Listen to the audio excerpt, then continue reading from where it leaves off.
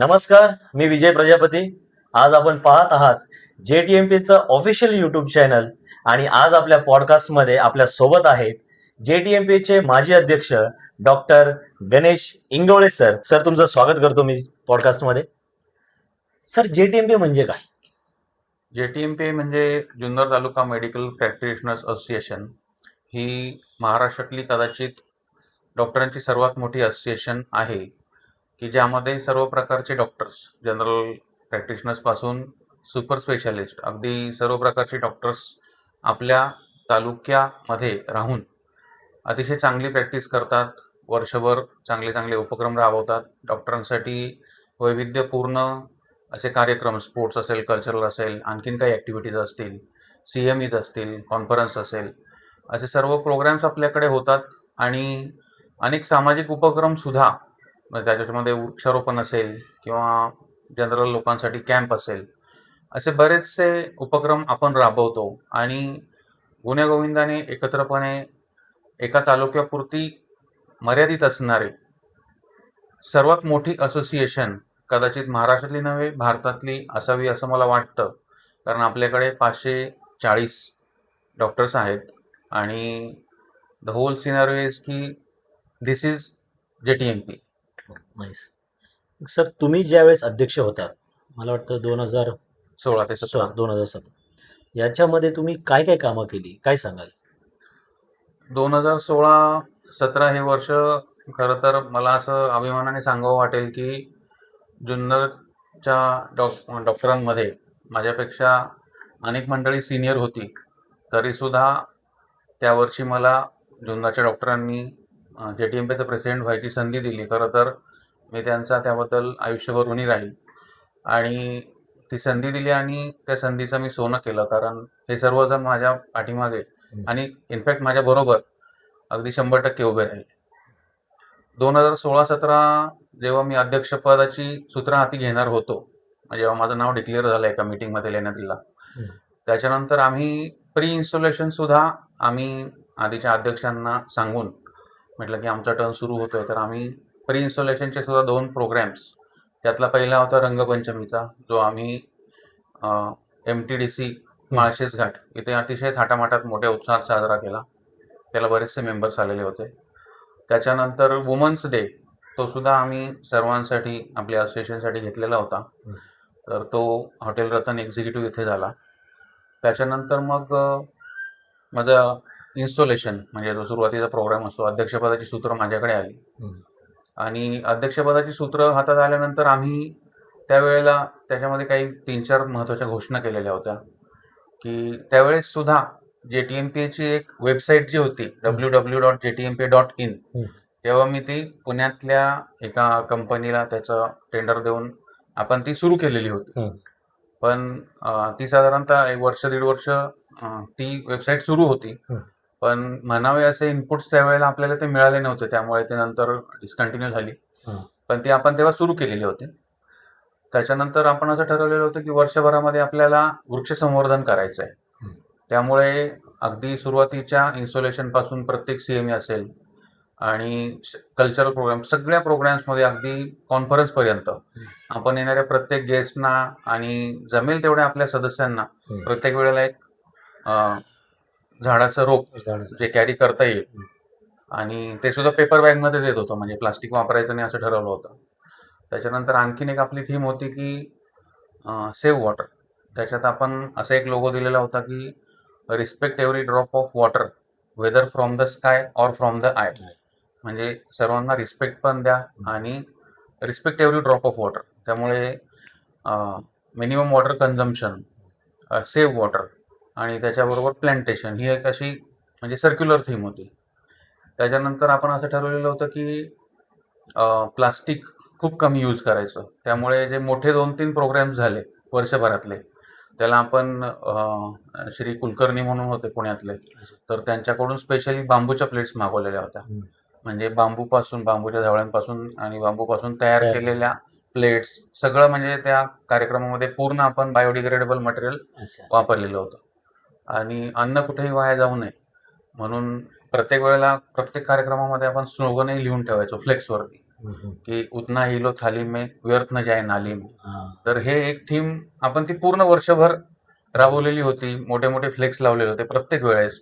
आणि मला तर अभिमानाने सांगावं असं वाटेल की त्या वर्षी आपल्या असोसिएशनमध्येच नाही तर पॅरामेडिक्स म्हणजे बाहेर समाजात सुद्धा या गोष्टींचं बऱ्यापैकी लोकांना ते अवेअरनेस झाला किंवा आपण तो केला. आणि खूप कौतुकही झालं आपल्या असोसिएशनचं झालं. मी प्रेसिडेंट होतो म्हणजे माझं एकट्याचं कौतुक होण्याचा काही प्रश्न नव्हता. तर कौतुक होतं ते सगळ्या असोसिएशनचं त्यावेळेस झालं. त्याच्यानंतर असं झालं की इन्स्टॉलेशन झाल्यानंतर आमच्या सीएमईचा धडाका सुरू झालेला होता. आणि अभिमानाने सांगावं असं वाटेल की त्या वर्षभरात तब्बल 19 सीएमए झाले. अरे वा. म्हणजे मी इन्स्टॉलेशन झाल्यानंतर लगेचच पहिल्या 3 आठवड्यांमध्ये 3 सीएमए झाल्या होत्या. मी खरं तर डॉक्टर फडतरे सर असतील आळेफाट्याचे, डॉक्टर थिटे, डॉक्टर शशांक पापाळे यांनी सुद्धा मला एक सीएमई स्पॉन्सर केली होती. तर ती सीएमई मी त्या झोनला घेतली. असं केलं नाही की सगळ्या सीएमई जुन्नरमध्ये घ्यायच्या. मग डॉक्टर थिटेंची सीएमई नारायणगावला, फडतरे सरांनी घेतलेली आळेफाट्याला आणि डॉक्टर शशांक पापाळे यांनी जी मदत केली तर ती सीएमई ओतूरला. आणखीनही काही कार्यक्रम आम्ही बाकी झोन्सनं घेण्याचा प्रयत्न त्यावेळेस केलेला होता. सीएमएच्या बाबतीत विशेष सांगायचं झालं तर ऐन पावसाळ्यामध्ये जेव्हा हॉस्पिटल्सना गर्दी असते तेव्हा सलग 3 महिने आपल्या एवढ्या मोठ्या सीएमए झाल्या होत्या की त्याला जवळपास 160 पेक्षा जास्त अटेंडन्स होता. म्हणजे त्या सीएमई फूड आणि ड्रिंक अशा कंबाईन आम्ही दिलेल्या होत्या. आणि त्या सीएमईना टॉपिक सुद्धा करंट आणि हॉट टॉपिक्स म्हणजे डे टू डे यूजमध्ये जे येणारे टॉपिक्स आहेत त्यात विशेष करून सांगावं असं वाटतं तर नेफ्रोलॉजीची सीएमई झालेल्या होत्या. त्याच्यानंतर कार्डियक सीएमई झाल्या, गॅस्ट्रोएंट्रोलॉजी झाल्या. पण त्या ज्या 3 मोठ्या सीएमई झाल्या तर त्या 2 सीएमई मला तरी विशेष करून सांगावं असं वाटतं की केएम सारखं हॉस्पिटल पुण्याचं एवढ्या मोठ्या प्रमाणात सीएमई त्यांनी त्यावेळी दिल्या. कारण त्यावेळेस फॉर्च्युनेटली असं होतं की त्यांच्या वेळेस रोटा व्हायरस व्हॅक्सिनेशनचा एक प्रोग्राम सुरू होता आणि अलॉंग विथ दॅट ट्युबरक्युलोसिसचा. तर मी त्या केएम हॉस्पिटलच्या पॅनेलवरती त्यांनी मला सांगितलं होतं की सर तुम्ही 2 वर्ष केसेस वगैरे म्हणजे इथले बरेचसे पिडियाट्रिशियन होते पण त्यांनी मला ते डेटा कलेक्शन वगैरेसाठी घेतलेलं होतं. तर त्याचा फायदा असा झाला की तेवढ्या मोठ्या सीएमई त्यांनी आपल्याला दिल्या आणि आउटस्टँडिंग सीएमई होत्या. त्यांचे स्पीकर्स पण त्यांनी घेतलेले टॉपिक वगैरे. तर ह्या सगळ्या खूप जमेच्या बाजू होत्या. अजून सांगावं असं वाटतं की स्टेम सेल ट्रान्सप्लांट त्यावेळेस खूप हॉट टॉपिक होता. तर मुंबईहून जे डॉक्टर आलेले होते तर ते मला सांगावंसं वाटतं की त्या सीएमईची वेळ 9 होती पण आपले खूप सारे मेंबर्स लांबून आलेले होते. आनंद हॉटेलला सीएमई होती पण अक्षरशः 11:15 वाजता ती सीएमई चालू झाली. सरांना ट्रॅफिकमध्ये यायला वेळ झाल्याने ते रस्ता चुकले थोडंसं. पण तो इतका हॉट टॉपिक होता की त्या 11:15 ते 11:15 ती सीएमई चालली आणि शेवटी आम्ही सगळेजण 1 वाजता रात्री घरी गेलो. पण तो टॉपिक ऐकण्यासाठी आपले सगळे मेंबर्स एकदम काहीही कुठलीही गडबड न करता ते थांबलेले होते. अजून एक सांगावं वाटतं की पुण्यातले जे एकदम सिनियर मोस्ट रेडिओलॉजिस्ट होते त्यांची एक सीएमई झाली होती आशियाना हॉटेलला.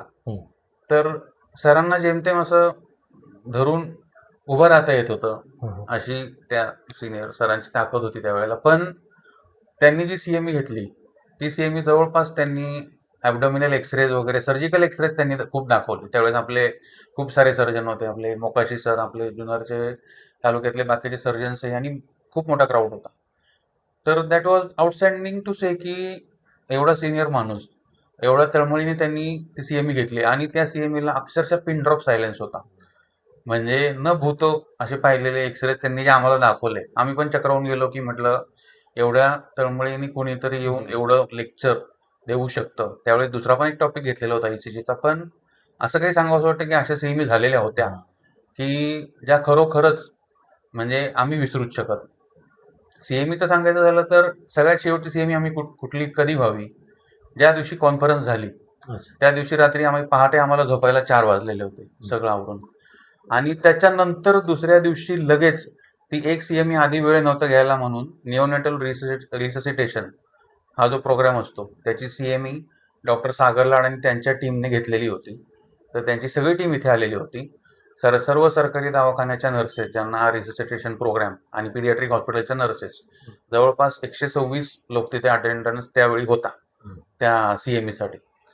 तर म्हणजे ती सीएमई कॉन्फरन्सच्या दुसऱ्या दिवशी 9:30 ते 12 ह्या वेळेत झाली आणि त्याच्यानंतर मग खरं तर आमच्या सीएमई संपल्या असं मी सांगेन. आणि सर मी ऐकलं आता तुम्ही कल्चरलची सुरुवात केली मला वाटतं डॉक्टर सुभाष जुन्नरकर सर हो. ज्यावेळेस अध्यक्ष होते त्यावेळेस तुम्ही कल्चरल सेक्रेटरी होता. हो. तर ती संकल्पना तुम्हाला कशी सुचली? म्हणजे कल्चरल ऍक्टिव्हिटीज ही जी आहे त्याच्यामध्ये तुम्ही आधी ऑर्केस्ट्रा वगैरे करत होते, पण नंतर तुम्ही सगळ्या डॉक्टरांना घेऊन ते पार्टिसिपेट करून ही संकल्पना कशी सुचली?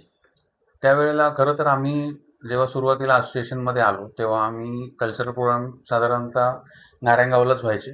रापा सबनीसमध्ये तोच हॉल होता आपल्याकडे, दुसरा हॉल त्यावेळेस वसंत विला. नव्हता. वसंतविला. तर तिथे आम्ही 3-4 वर्ष पाहिलं की हे असे प्रोग्राम्स होत आहेत. ऑर्केस्ट्रामध्ये आपले कोणीतरी गायक, गायिका गाणी गातात, बाकी ऑर्केस्ट्राच असतो, मेजर परफॉर्मन्स त्यांचे असतात, एखाद दुसरा डान्स त्यांचाच झाला तर झाला. पण मग असं व्हायला लागलं की ऑर्केस्ट्रा इज कॉमन, म्हणजे आपण तो कुठल्याही कार्यक्रमात पाहतो आणि आपले डॉक्टर्स थोडे कमी पार्टिसिपेट करतात. जुन्नरकर सर अध्यक्ष झाल्यानंतर त्यांचे बाबाही होते त्यावेळेला, रमेश जुन्नरकर सर. मग आम्ही बसून चर्चा केली की सर म्हटलं आपण यावेळेस थोडासा कॉन्सेप्ट बदलूया का. पण ह्याची तयारी आम्ही जेव्हा सरांचं इन्स्टॉलेशन झालं तेव्हाच केलेली होती. अच्छा. सरांना आम्ही तेव्हाच म्हटलं की सर 4-5 महिने आपल्याला वेळ द्यायला लागेल या गोष्टीला, आपण थोडं आधी सुरू करू आणि डॉक्टर्सशी चर्चा करून बघूया की ऑर्केस्ट्रा आणण्यापेक्षा आपण एक प्रयत्न करून बघू म्हटलं, नाहीतर पुढच्या वर्षीपासून परत ऑर्केस्ट्रा चालू होईल. आपण प्रयत्न करून बघू. डॉक्टरांना ड्रामा असेल, कोणाला काही इंटरेस्ट असेल, गाणी असतील किंवा सिंगिंग असेल, अजून अजून काही वेगळ्या वेगळ्या गोष्टी, वन ॲक्ट प्ले असेल, तर कोणाला काय करायचं असेल तर आपण विचारून पाहूया. तर आम्ही सर्व झोन्सच्या डॉक्टरांशी भरपूर चर्चा केली त्यावेळेस, खूप सारे फोन झाले, तर खूप चांगला रिस्पॉन्स मिळाला. तर मग आम्ही त्याची खूप आधीपासून ध्येय तयारी केलेली होती आणि आय एम प्राऊड टू से की तो प्रोग्राम इतका वंडरफुल झाला आणि तो आज तागायत सुरू आहे आणि काय म्हणतात भविष्यात सुरूच राहणार. ज्यावेळेस तुम्ही अध्यक्ष होता त्यावेळेस कल्चर ऍक्टिव्हिटीज काय काय घेतल्या? कल्चरल ऍक्टिव्हिटी बद्दल सांगायचं झालं तर त्या वर्षी रुटीन जो कल्चरल प्रोग्राम असतो JTMPचा तो तर आपण घेतलेलाच होता. त्याच्याशिवाय आपण दांडिया नाईट्स घेतलेली होती. म्हणजे कोजागिरी पौर्णिमेच्या वेळेस शंकरराव बुट्टे पाटीलच्या मैदानामध्ये तिथे एक छोटासा कार्यक्रम घेतलेला होता आधी, CME टाईप, आणि त्याच्यानंतर ती दांडिया नाईट सर्वांसाठी घेतलेली होती. तेव्हा पण साधारणतः मला वाटतं 80 ते 90 मेंबर्स हजर होते. ते दांडिया नाईट्स त्यांनी एन्जॉय केला. त्यावेळेस आपण फास्ट फूड टाईप सगळं हे ठेवलेलं होतं. आणि विशेष म्हणजे लहान मुलांसाठी कल्चरल प्रोग्राम जो आपण आपल्या ॲडल्टसाठी घेतो डिसेंबरमध्ये, पण आम्ही मला वाटतं की साधारणतः सप्टेंबर महिन्यामध्ये तो लहान मुलांसाठी एक स्पेशल कल्चरल प्रोग्राम आपण शंकरराव बुट्टे पाटील विद्यालयाच्या बॅडमिंटन हॉलमध्येच घेतलेला होता. त्याला सुद्धा उत्स्फूर्त प्रतिसाद होता. मला वाटतं जवळपास 30 ते 35 एंट्रीज त्यावेळेस सुद्धा आपल्या सर्व झोन्समधून आलेल्या होत्या. कल्चर प्रोग्राम बद्दल सांगायचं झालं तर हे 2 एक्स्ट्रा प्रोग्राम्स आपण घेतलेले होते. आणि तुम्ही असं समाजासाठी काय ऍक्टिव्हिटीज घेतल्या किंवा समाजासाठी एखादा कोणता उपक्रम JTMPच्या मार्फत केला त्यावेळेस? समाजासाठी उपक्रम सांगायचं झालं तर सर्वात पहिला जो कॅम्प घेतला होता तो मला सांगावंसं वाटेल आनंदाने की डॉक्टर शशिकांत थोरात यांच्या हॉस्पिटलला बोन डेन्सिटीचा कॅम्प आम्ही घेतलेला होता. तर त्या कॅम्पमध्ये तो जनरल पब्लिकसाठी कॅम्प होता. म्हणजे डॉक्टर्ससाठी होता, पण मेनली जनरल पब्लिक इन्व्हॉल्व्ह होते त्याच्यामध्ये आणि खूप पेशंट होते. सरांच्या ओळखी असल्यामुळे आणि आम्ही सुद्धा बरीच त्यावेळी जनजागृती केल्यामुळं आणि तुम्हाला त्या गोष्टीची का गरज आहे ते पटवून दिल्यामुळं तो अतिशय चांगला कॅम्प झाला होता. मला वाटते सकाळी 10 वाजता सुरू झालेला कॅम्प संध्याकाळी 5:30-6 पर्यंत सुरू होता. त्याच्यानंतर सामाजिक उपक्रमांमध्ये आम्ही आरोग्य शिबिरं घेतली. 1-2 शाळांमध्येही घेतली. म्हणजे मुलांची वयानुसार उंची, वजन आणि बाकी इतर गोष्टींसाठी जे आपण कॅम्प घेतो ते एकदम व्यवस्थितरित्या त्याचे रेकॉर्ड्स पण ठेवले होते. स्क्रुटिनायझेशन पण केलं होतं आणि विविध वाड्या वस्त्यांमध्ये आणि जे प्राथमिक आरोग्य केंद्र आहेत त्यांच्याबरोबर टायअप करून सुद्धा विविध भागांमध्ये free of cost medicines distribution आणि स्पेशल हेल्थ कॅम्प सुद्धा एक 3 ते 4 घेतलेले होते. आणि सामाजिक उपक्रम सांगायचं म्हटलं तर आम्ही त्यावेळेस वृक्षारोपण जवळपास 2 ते 3 वेळा केलेलं होतं वर्षभरामध्ये, पण त्यातलं सर्वात मोठं पावसाळ्याच्या आधी घेतलेलं होतं. तर आम्ही त्यावेळेला काय केलेलं होतं की 70 मोठी झाडं शंकरराव बुट्टे पाटील विद्यालयाच्या आवारात अगदी त्याला ट्री गार्ड वगैरे लावून एकदम व्यवस्थित लावलेली होती. ती अजूनही त्यातली 40-45 झाडं एकदम मोठी झालेली आहेत. आणि अजूनही काही वेगळं हे असेल, समजा गणपती असतील किंवा आणखीन काही औचित्य साधून 2 ते 3 वेळेला जे छोटी झाडांची रोपं असतात ती बऱ्याच वेळेला दिलेली होती जनरल पब्लिकमध्ये किंवा एखादा ग्रुप असेल त्यांना लावायला असं, किंवा इव्हन पेशंट्सना सुद्धा. तर JTMP मार्फतच हे सगळं सुरू म्हणजे होतं. सातत्य आता गेले 40 वर्षापासून JTMP असे कार्यक्रम राबवतेच. समाजासाठी वेगवेगळे उपक्रम घेतच असतात. पण अशी या 40 वर्षामध्ये म्हणजे कदाचित तुम्ही जेव्हापासून JTMP मध्ये आहात, तेव्हापासून अविस्मरणीय तुमच्यासाठी कोणती गोष्ट असेल, अभिमानाची गोष्ट, ती कोणती वाटते तुम्हाला? JTMPने अगदी अविस्मरणीय तर असं मी नाही सांगू शकत, पण म्हणजे ठळक गोष्टी सांगायच्या म्हटल्या तर आम्ही तर समाजासाठी जे काही करत राहतो उपक्रम, कारण ते अगदीच असं ठळक किंवा अविस्मरणीय अशी स्पष्टपणे नाही सांगता येणार, कारण समाजासाठी डॉक्टर दररोजच काही ना काही करत असतात. त्यामुळे ते अं, मग तुम्ही ज्यावेळेस अध्यक्ष होता त्यावेळेसची एखादी गोष्ट तुम्हाला का नाही अभिमानाने सांगायची वाटते काय, ही मी अध्यक्ष होतो त्यावेळेस ती केली, अशी एखादी कोणती गोष्ट? हां, आम्ही त्यावेळेला जे सेव्ह वॉटर आणि प्लॅन्ट ट्रीज हे कॅम्पेन केलेलं होतं, तर ते खरोखरच म्हणजे अविस्मरणीय माझ्यासाठी तरी आहे. बरं, मग आता तुम्हाला जर JTMP ला 10 वर्ष पुढे तुम्ही कशी बघाल, म्हणजे काय इच्छा आहे तुमची? माझी इच्छा हीच आहे की जे प्रोग्राम्स वगैरे कंडक्ट होत असतात वर्षभरातून, तर ते व्यवस्थित कंडक्ट होत राहावेत आणि प्रोटोकॉलप्रमाणे सर्व गोष्टी व्हाव्यात. CMEचे प्रोटोकॉल CMEमध्ये पाळले जावेत. कॉन्फरन्स इन्स्टॉलेशनचे प्रोग्राम्स तिथे पाळले जावेत. जे बाहेरून लेक्चरर्स येतात किंवा आपण कोणी आपल्यातलं लेक्चर देत असेल, तर त्यावेळेला नो डिस्टर्बन्स झोन असावा तो. अच्छा. म्हणजे कुठल्याही प्रकारचं त्याच्यामध्ये म्युझिक, गडबड, फोन कॉल्स, खाणं-पिणं बिलकुल नसावं. अकॅडमिक सेशन सारखेच व्हावेत. आपण बाहेरच्या कॉन्फरन्सला जेव्हा जातो, तेव्हा तिथे आपण लेक्चर ऐकतो. Because they are paid. आपण तिथे पे करून गेलेलो असतो. पण आपल्या इथे आपल्याला जर हे चांगलं काही मिळतंय, तर we have to respect to that, की प्रोटोकॉल प्रमाणेच प्रत्येक प्रोग्राम व्हावा असं मला वाटतं. आणि एंटरटेनमेंटचे जे प्रोग्राम आहेत त्यात मग सगळ्यांनीच सगळ्यांसाठी एंटरटेनमेंट असावी, घरच्यांसाठी वगैरे वगैरे. आता ट्रस्टने सगळ्यांसाठी रूल्स बनवलेले आहेत, आणखीन काही गोष्टी सांगितल्या जातात. आता नवीन जे काही मेंबर्स जॉईन झालेत किंवा होत आहेत, तर त्यांना ज्या ॲक्टिंग बॉडीज असतात, वर्किंग कमिटी, त्याच्यावरती बऱ्याच जणांना काम करण्याचा अनुभव अजून आलेला नाही, किंवा जे नवीन मेंबर्स आहेत त्यांचा इंटरेस्ट अजून तेवढा डेव्हलप होताना दिसत नाही. पण असोसिएशन ही अशी गोष्ट आहे की ही मी कोणीतरी वेगळा आहे किंवा मला असोसिएशनची गरज नाही असं कोणीतरी म्हणत असेल, किंवा आय डोंट नीड एनिथिंग, असं ह्याच्यामध्ये काही नसतं. तर असोसिएशन ही अशी असते की सगळ्यांनी, तुम्ही बघा, एखादा ग्रुप किंवा एखादा समूह कधी मोठा होतो जेव्हा त्यातला प्रत्येकजण परफेक्शनकडे जाईल किंवा प्रत्येकाची डेव्हलपमेंट होईल तेव्हा. बरोबर. त्यामुळे असोसिएशन पण वरच्या उंचीला केव्हा जाईल, जेव्हा सगळे मिळून त्याच्यामध्ये इनपुट देतील. नक्कीच. तर अजून काही इनपुट्स कमी पडत आहेत आपल्याकडे. बायोमेडिकल वेस्टचा इश्यू आहे, जागेचा इश्यू आहे, तर त्याच्यावरती बऱ्याच चर्चा वगैरे सगळं सुरू आहे. बरं, समजा तुम्हाला एकदा पुन्हा संधी मिळेल अध्यक्ष होण्याची, समजा, तर अशी कोणती गोष्ट राबवाल किंवा काय असं धोरण कराल? नाही, मी स्पष्टच सांगतो की पुन्हा मी काही अध्यक्ष होणार होणार नाही. म्हणजे जस्ट इमॅजिन की तुम्ही अध्यक्ष पूर्ण संधी तुम्हाला दिली. अध्यक्ष मी होणार नाही, हा. पण जे कोणी आता अध्यक्ष होत आहेत कुठल्याही झोनचे असू देत, अच्छा. त्यांच्या मागे आम्ही 100% उभे राहतो नेहमी, कोणी अध्यक्ष हो.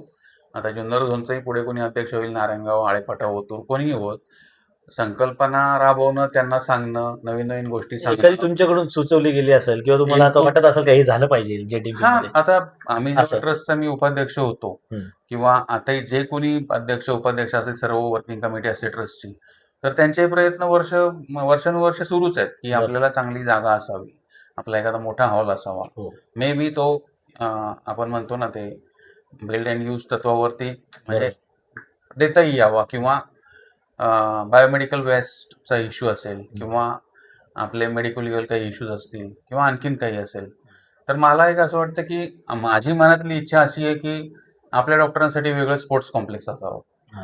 हां, ज्याला कॉमन ॲक्सेस सगळ्यांचा असावा, त्यात स्विमिंग पूल पण असावा. म्हणजे कारण ह्यात आपण कमी पडतो. स्पोर्ट्स कॉम्प्लेक्स अख्ख्या तालुक्यात आपल्या कुठेही नाही. बाहेरच्या तालुक्यांमध्ये मी आता खूप ऑब्झर्व केले, आम्ही प्रत्येक वेळेला हे बोलून दाखवतो की स्पोर्ट्स कॉम्प्लेक्स पाहिजे, पण ते काय होईल की चारही झोन्सना ॲक्सेस, पण ठीक आहे, झालं पाहिजे, ज्याला जमेल तो तिथे जाईल. ही सरळ अगदी सिंपल साधी गोष्ट आहे.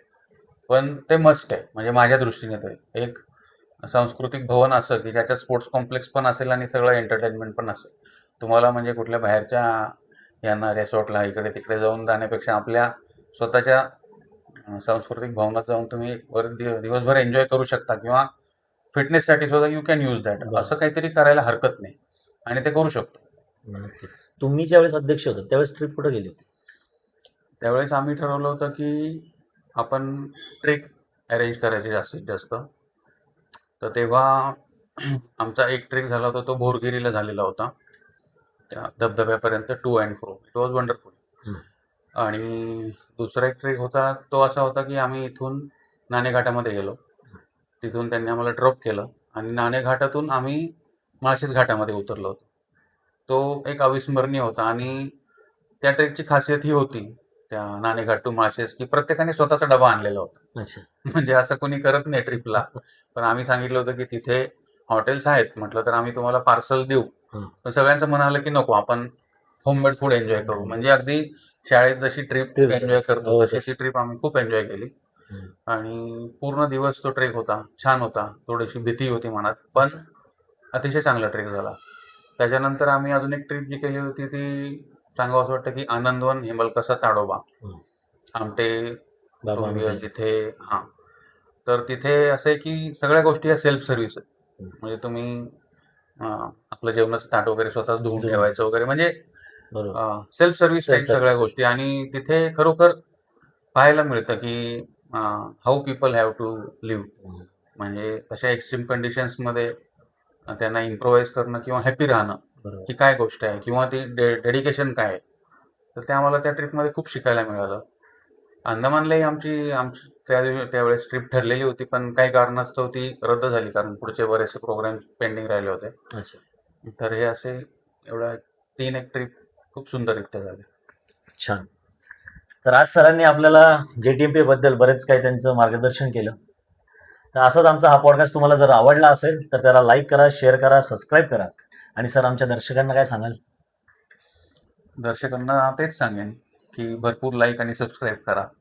आणि आपल्या 40 वर्षाची JTMPची जी परंपरा आहे, गेली जो प्रवास आहे, त्याची आपण डॉक्युमेंटरी बनवलेली आहे. तर ती डॉक्युमेंटरी नक्कीच पहा. याच चॅनलवर आहे, JTMPचं ऑफिशियल यूट्यूब चॅनल. त्याला सबस्क्राईब करा. धन्यवाद.